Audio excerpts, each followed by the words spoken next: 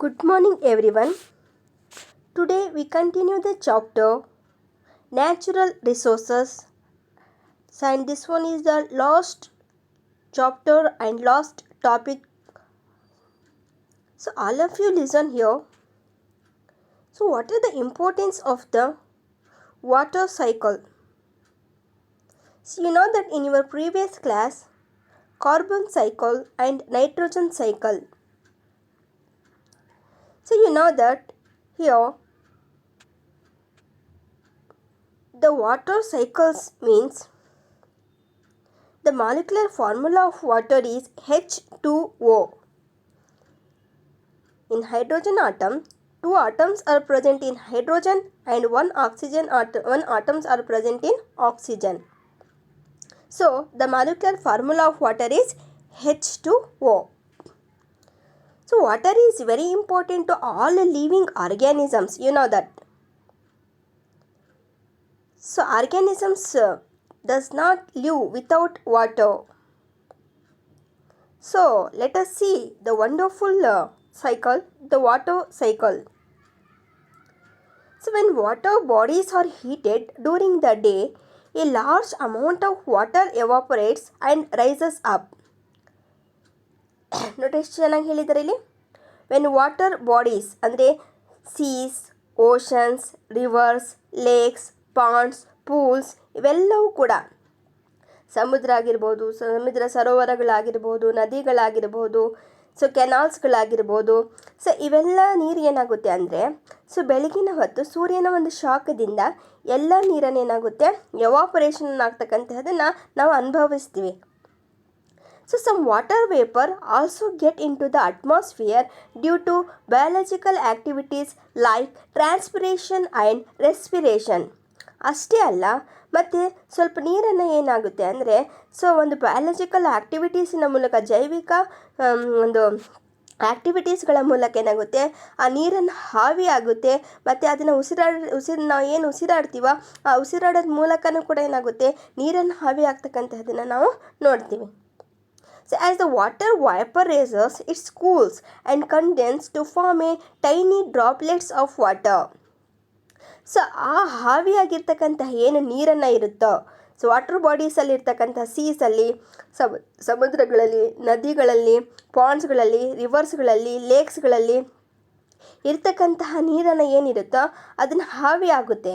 ಸೂರ್ಯನ ಶಾಖದಿಂದ ಬೆಳಗಿನ ಹೊತ್ತು ಏನಾಗುತ್ತೆ ಆ ನೀರನ್ನು ಆವಿಯಾಗುತ್ತೆ. ಆ ಆವಿಯಾಗಿರ್ತಕ್ಕಂತಹ ನೀರನ್ನು ನಮ್ಮ ಅಟ್ಮಾಸ್ಫಿಯರಲ್ಲಿ ಹೋಗಿ ಸೇರಿಕೊಳ್ಳುತ್ತೆ. ಆ ಅಟ್ಮಾಸ್ಫಿಯರಲ್ಲಿ ಸೇರಿಕೊಂಡು ಅದೇನಾಗುತ್ತೆ ಅಲ್ಲಿ ಕೂಲಾಗಿ ಅಲ್ಲಿ ಏನಾಗುತ್ತೆ ಕಂಡೆನ್ಸ್ ಮೀನ್ಸ್ ಕೂಲಾಗಿ ಅಲ್ಲಿ ಸೇರಿಕೊಂಡು ಏನಾಗುತ್ತೆ ಒಂದು ಟೈನಿ ಡ್ರಾಪ್ಲೆಟ್ಸ್ ಆಫ್ ವಾಟರ್, ಸಣ್ಣ ಹನಿಯಾಗಿ ಅದನ್ನೇನಾಗುತ್ತೆ ಕನ್ವರ್ಟ್ ಆಗ್ತಕ್ಕಂಥದ್ದನ್ನು ನಾವು ಅನುಭವಿಸ್ತೀವಿ. So this appears as clouds. So ನಾವು ಯಾವ ರೂಪದಲ್ಲಿ ನೋಡ್ತೀವಿ ಅಂದರೆ ಮೋಡಗಳ ಮೂಲಕ. ಸೊ ಮೋಡದ ರೂಪದಲ್ಲಿ ಆ ನೀರನ್ನು ನಾವು ನೋಡ್ತಕ್ಕಂಥದ್ದನ್ನು ನಾವು ನೋಡ್ತೀವಿ. When the tiny droplets of water join together to form bigger drops of water. So ಆ ಒಂದು ಟೈನಿ ಡ್ರಾಪ್ಲೆಟ್ಸ್ ಆಫ್ ವಾಟರನ್ನು ಏನು ಕ್ಲೌಡ್ ಆಗಿ ಅದನ್ನು ಫಾರ್ಮೇಷನ್ ಆಗಿರುತ್ತೋ ಸೊ ಅದನ್ನೇ ಏನಾಗುತ್ತೆ ಒಂದು ದೊಡ್ಡ ಹನಿಗಳಾಗಿ ಅದನ್ನು ಚೇಂಜಸ್ ಆಗ್ತಕ್ಕಂತಹದನ್ನು ನಾವು ನೋಡ್ತೀವಿ. So these tiny bigger drops of water they fall down as a rain, snow or ಹೇಲ್.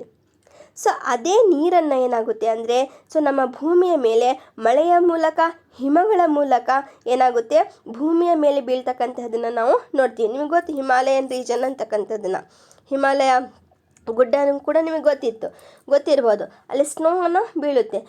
ಜಾಸ್ತಿ ಕೂಲ್ ವೆದರ್ ಇದ್ದಾಗ ಏನಾಗುತ್ತೆ ಅಂದರೆ ಅಲ್ಲಿ ನೀರನ್ನೇ ಏನಾಗುತ್ತೆ ಅಲ್ಲಿ ಹಿಮ ಆಗಿ ಅಲ್ಲಿ ಕನ್ವರ್ಟನ್ನು ಆಗ್ತಕ್ಕಂಥದ್ದನ್ನು ನಾವು ನೋಡ್ತೀವಿ. ಸೊ ಆ ನೀರನ್ನೇ ಏನಾಗುತ್ತೆ ನಮ್ಮ ಅಟ್ಮಾಸ್ಫಿಯರಲ್ಲಿ ಹೋಗಿ ಸೇರಿಕೊಂಡು ಕ್ಲೌಡ್ಸ್ ಆಗಿ ಫಾರ್ಮೇಷನ್ ಆಗಿ ಅದೇ ಕ್ಲೌಡ್ಸನ್ನ ವಾಟರ್ ಡ್ರಾಪ್ಲೆಟ್ಸನ್ನಾಗಿ ಅದೇ ವಾಟರ್ ಡ್ರಾಪ್ಲೆಟ್ಸನ್ನು ಮಳೆಯ ಮೂಲಕ ನಮ್ಮ ಭೂಮಿಯ ಮೇಲೆ, ಮಳೆಯ ಮೂಲಕ ಅಥವಾ ಒಂದು ಹಿಮದ ಮೂಲಕ ಏನಾಗುತ್ತೆ ನಮ್ಮ ಭೂಮಿಯ ಮೇಲೆ ಬೀಳ್ತಕ್ಕಂಥದ್ದನ್ನು ನಾವು ನೋಡ್ತೀವಿ. So some of this water enters the ground and forms the ground water.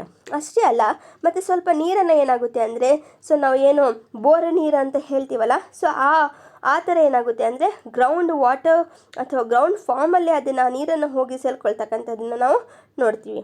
And when water flows from the land to the seas, it carries many nutrients and minerals which are used by marine organisms.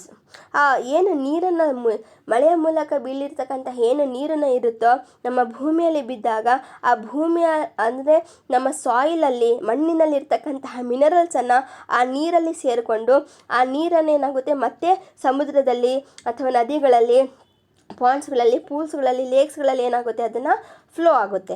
ಆ flow ಆಗಿರ್ತಕ್ಕಂತಹ ನೀರನ್ನು ಏನಾಗುತ್ತೆ marine organisms ಅಂದರೆ ಸಮುದ್ರವಾಸಿಗಳು, ಸಮುದ್ರದಲ್ಲಿ ವಾಸ ಮಾಡ್ತಕ್ಕಂತಹ ಪ್ರಾಣಿಗಳಾಗಿರ್ಬೋದು, ನೀರಿನಲ್ಲಿ ವಾಸ ಮಾಡ್ತಕ್ಕಂತಹ ಪ್ರಾಣಿಗಳಾಗಿರ್ಬೋದು. ಸೊ ಅವು ಏನು ಮಾಡ್ತವೆ ಅಂದರೆ ಆ ಫ್ಲೋ ಆಗಿರ್ತಕ್ಕಂತಹ ನೀರನ್ನು, ಮಣ್ಣಲ್ಲಿರ್ತಕ್ಕಂತಹ ಮಿನರಲ್ಸ್ ಎಲ್ಲವೂ ಕೂಡ ಹೋಗಿ ಮತ್ತೆ ಆ ನದಿಗಳಲ್ಲಿ ಸೇರಿಕೊಳ್ಳುತ್ತೆ. ಆ ಮಿನರಲ್ಸ್ಗಳನ್ನು ಏನಾಗುತ್ತೆ ಸೊ ಭೂಮಿಯ ಮೇಲೆ ಅಥವಾ ಇದರಲ್ಲಿ ಸಮುದ್ರದಲ್ಲಿ ವಾಸ ಮಾಡ್ತಕ್ಕಂತಹ ಪ್ರಾಣಿಗಳು ಅಥವಾ ನದಿಗಳಲ್ಲಿ ವಾಸ ಮಾಡ್ತಕ್ಕಂತಹ ಪ್ರಾಣಿಗಳು ಏನು ಮಾಡ್ತವೆ ಆ ಮಿನರಲ್ಸ್ಗಳನ್ನು ಯೂಸ್ ಮಾಡ್ಕೊಂಡು ಏನಾಗುತ್ತೆ ಬದುಕತಕ್ಕಂಥದ್ದನ್ನು ನಾವು ನೋಡ್ತೀವಿ. So here see that the water cycle ಅಂದರೆ ಮತ್ತೆ ಸಮುದ್ರದಲ್ಲಿರ್ತಕ್ಕಂತಹ ನೀರನ್ನು ಮತ್ತೆ ಏನಾಗುತ್ತೆ ರೀಸೈಕಲ್ ಆಗಿ ನಮ್ಮ ಭೂಮಿಯಲ್ಲೇ ಬಂದು ಸೇರಿಕೊಳ್ಳುತ್ತೆ ಅಂತಕ್ಕಂಥದ್ದನ್ನೇ ಈ ವಾಟರ್ ಸೈಕಲ್ ಅಂತ ಹೇಳ್ಬೋದು. Next, oxygen cycles. So you know that. So how many percentage of water are present on the earth? And then oxygen cycle. So there are 21% of oxygen are present into the atmosphere. So oxygen in the atmosphere is used for respiration. Everyone. So every living organisms is used the oxygen. So this oxygen is present into the atmosphere and it is used for respiration. ಪ್ರತಿಯೊಂದು ಜೀವಿಯು ಕೂಡ ಏನು ಮಾಡುತ್ತೆ ನಮ್ಮ ಅಟ್ಮಾಸ್ಫಿಯರಲ್ಲಿರ್ತಕ್ಕಂತಹ 21% ಏನು ಆಕ್ಸಿಜನನ್ನು ಇದೆಯೋ ಆ ಆಕ್ಸಿಜನನ್ನು use ಮಾಡಿಕೊಂಡು ಅದೇ ಆಕ್ಸಿಜನನ್ನು ಏನು ಮಾಡುತ್ತೆ ಉಸಿರಾಡಕ್ಕೆ ಅದನ್ನು ಯೂಸ್ ಮಾಡ್ತಕ್ಕಂಥದ್ದನ್ನು ನಾವು ನೋಡ್ತೀವಿ. So what do you mean by respiration? Respiration ಅಂದರೆ ಏನು? The organisms, the process of living organisms, the food get oxidized and release energy. So that process is called respiration. The process in which the organisms the food get oxidized and then release energy. So that process is called respiration. So combustion and formation of oxide of elements. So ಅದನ್ನೇ ಏನಾಗುತ್ತೆ ಉರಿಸಿದಾಗ ಆ ಒಂದು oxygen ಏನಾಗುತ್ತೆ oxide of element ಅನ್ನೋದನ್ನಾಗಿ ಇದನ್ನು change ಆಗುತ್ತೆ. So oxygen is send back into the ಅಟ್ಮಾಸ್ಫಿಯರಿಂಗ್ during ಫೋಟೋಸಿಂಥಸಿಸಿನ ಮೂಲಕ ಏನಾಗುತ್ತೆ ಅಂದರೆ ಸೊ ಈ ಒಂದು ಆಕ್ಸಿಜನ್ನಿನ ಮತ್ತೆ ನಮ್ಮ ಅಟ್ಮಾಸ್ಫಿಯರಿಗೆ ರೀಸೈಕಲ್ ಆಗಿ ಬರ್ತಕ್ಕಂಥದ್ದನ್ನು ನಾವು ನೋಡ್ತೀವಿ. ಏನೋ ಅಟ್ಮಾಸ್ಫಿಯರಲ್ಲಿರ್ತಕ್ಕಂತಹ ಏನು ಆಕ್ಸಿಜನ್ ಇದೆಯೋ ಆ ಆಕ್ಸಿಜನನ್ನು ಏನು ಮಾಡ್ತೀವಿ ನಾವು ಉಸಿರಾಡ್ತೀವಿ, ರೆಸ್ಪಿರೇಷನನ್ನು ಮಾಡ್ತೀವಿ. ಆ ರೆಸ್ಪಿರೇಷನ್ ಮಾಡಿರ್ತಕ್ಕಂತಹ ಏನು ನೀರನ್ನು ಇರುತ್ತೋ ಅದನ್ನೇನಾಗುತ್ತೆ it's can be converted into water and these water it can be sent into the photosynthesis and this photosynthesis can be converted into the atmospheric oxygen. ಅಟ್ಮಾಸ್ಫಿಯರಲ್ಲಿರ್ತಕ್ಕಂಥ ಆಕ್ಸಿಜನನ್ನು ರೆಸ್ಪಿರೇಷನ್ ಮಾಡ್ತೀವಿ, ರೆಸ್ಪಿರೇಷನ್ ಆಗಿರ್ತಕ್ಕಂಥ ಆಕ್ಸಿಜನನ್ನು ವಾಟರ್ ಆಗುತ್ತೆ, ಆ ವಾಟರನ್ನು ಏನಾಗುತ್ತೆ ಫೋಟೋಸಿಂಥಸಿಸಿನ ಮೂಲಕ ಏನಾಗುತ್ತೆ ಮತ್ತೆ ನಮ್ಮ ಅಟ್ಮಾಸ್ಫಿಯರಲ್ಲಿ ಅದನ್ನು ಹೋಗಿ ಸೇರಿಕೊಳ್ಳುತ್ತೆ. So oxygen is essential component of biological molecules like carbohydrates, fats and proteins are the major components of the all living organisms. So oxygen is very essential to all living organisms. So without oxygen the organisms can't live. So here oxygen is very essential to all living organisms. So here greenhouse effect. So here the name of the greenhouse effect, yes, the gases like carbon dioxide, methane, chlorofluorocarbon traps the heat radiated by the earth and prevent the escape of heat from the earth. Gases ಆಗಿರ್ತಕ್ಕಂತಹ carbon dioxide, methane, chlorofluorocarbons ಏನಿದೆಯೋ ಅದನ್ನು trap ಆಗುತ್ತೆ ಯಾವುದರಿಂದ by heat radiated by the earth. So ಭೂಮಿಯನ್ನು ಬಿಸಿಯಾಗಿದ್ದಾಗ so ಅದೇನಾಗುತ್ತೆ, it's can be an escape into the earth. So ಅದನ್ನೇನಾಗುತ್ತೆ, so ಅರ್ಥಲ್ಲಿ ಎಸ್ಕೇಪ್ ಆಗ್ತಕ್ಕಂಥದ್ದನ್ನು ನಾವು ನೋಡ್ತೀವಿ. ಈ ಕಾರ್ಬನ್ ಡೈಆಕ್ಸೈಡ್, ಮೀಥೇನ್ ಮತ್ತು ಕ್ಲೋರೋಫ್ಲೋರೋ ಕಾರ್ಬನನ್ನು ಏನಿದೆಯಾ, so it's can be trap the heat and radiated by the earth.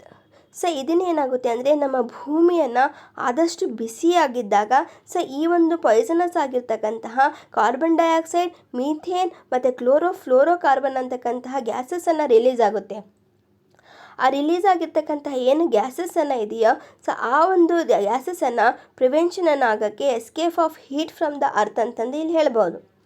So the increase in the presence of these gases in the atmosphere causes increase in the temperature of the atmosphere. ನೋಡಿರಿ, ಈ ಒಂದು ಏನು carbon dioxide, methane ಮತ್ತು chlorofluoro carbon ಗ್ಯಾಸಸನ್ನು ಏನಿದೆಯೋ ಈ ಗ್ಯಾಸಸ್ಸಿನ ಸಂಖ್ಯೆ ಏನಾದರೂ ಜಾಸ್ತಿ ಆದರೆ, ಪರ್ಸೆಂಟೇಜ್ ಏನಾದರೂ ಜಾಸ್ತಿ ಆದರೆ ಸೊ ನಮ್ಮ ಅಟ್ಮಾಸ್ಫಿಯರಿನ ಏನು ಟೆಂಪರೇಚರ್ ಏನಿದೆಯೋ ಆ ಟೆಂಪ್ರೇಚರನ್ನು ಜಾಸ್ತಿಯನ್ನು ಮಾಡುತ್ತೆ. ಅಟ್ಮಾಸ್ಫಿಯರಲ್ಲಿರ್ತಕ್ಕಂತಹ ಟೆಂಪ್ರೇಚರನ್ನು ಜಾಸ್ತಿ ಮಾಡಿ ಏನು ಮಾಡುತ್ತೆ, ಸೊ ಇಲ್ಲಿ ಗ್ರೀನ್ ಹೌಸ್ ಎಫೆಕ್ಟನ್ನು ಕಾಸಸ್ ಮಾಡುತ್ತಿದೆ. Increase in the presence of the gases in the atmosphere causes increase in the temperature of the atmosphere. ನಮ್ಮ ಅಟ್ಮಾಸ್ಫಿಯರಿನ ಟೆಂಪ್ರೇಚರನ್ನು ಏನು ಮಾಡುತ್ತೆ, ಅದನ್ನು ಜಾಸ್ತಿ ಮಾಡುತ್ತೆ. ಅಟ್ಮಾಸ್ಫಿಯರಿನ ಟೆಂಪ್ರೇಚರನ್ನು ಜಾಸ್ತಿ ಆಗಿ ಆದರೆ ಏನಾಗುತ್ತೆ, it's can been causes the many effects. ಇದರಿಂದ ಬಹಳಷ್ಟು ಎಫೆಕ್ಟ್ಸನ್ನು ಆಗ್ತಕ್ಕಂಥದ್ದನ್ನು ನಾವು ನೋಡ್ತೀವಿ. ಸೊ ಅದನ್ನೇ ನಾವು ಏನಂತ ಕರಿತೀವಿ, greenhouse effect. So greenhouse effects can called melting of polar ice, increase in sea levels, flooding of coastal areas and submerging of islands.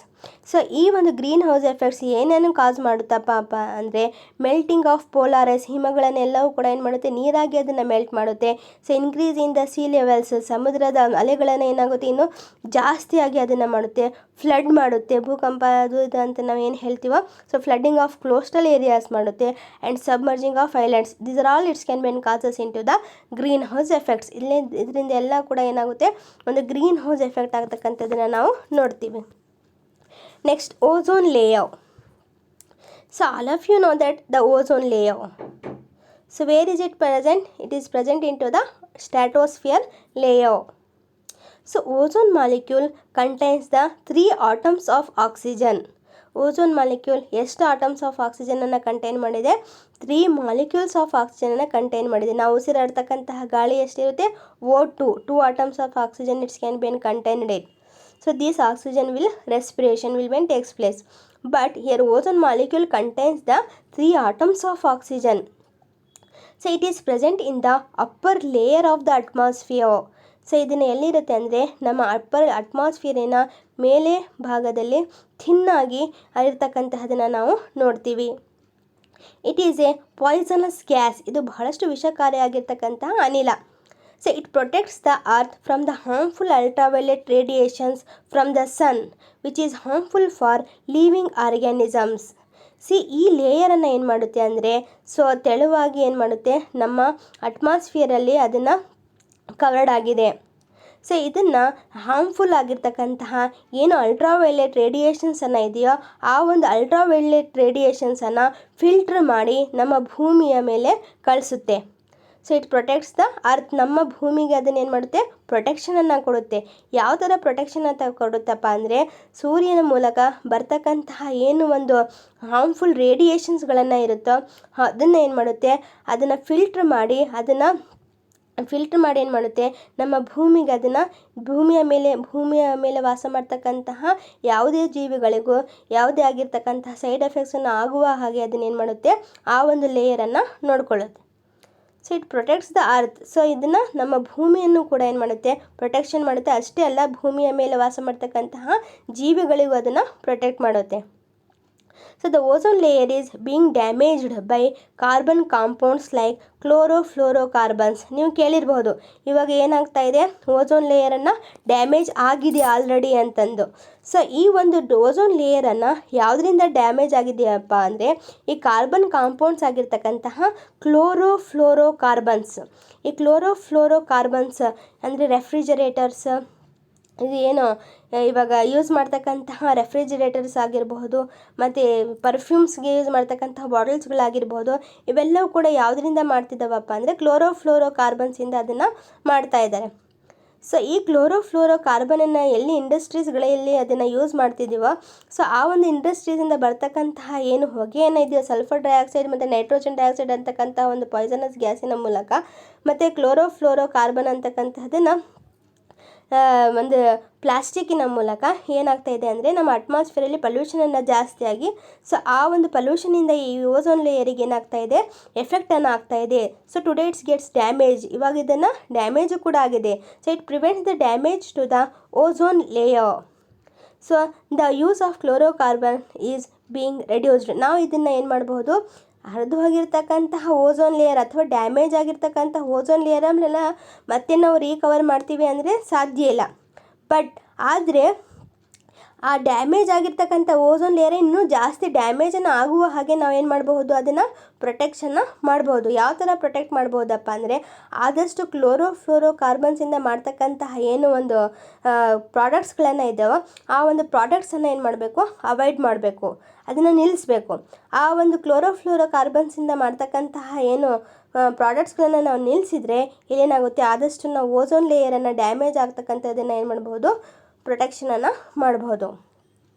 Okay dear students, today we shall discuss about the importance of water cycle, oxygen cycle and greenhouse effect and importance of ozone layer.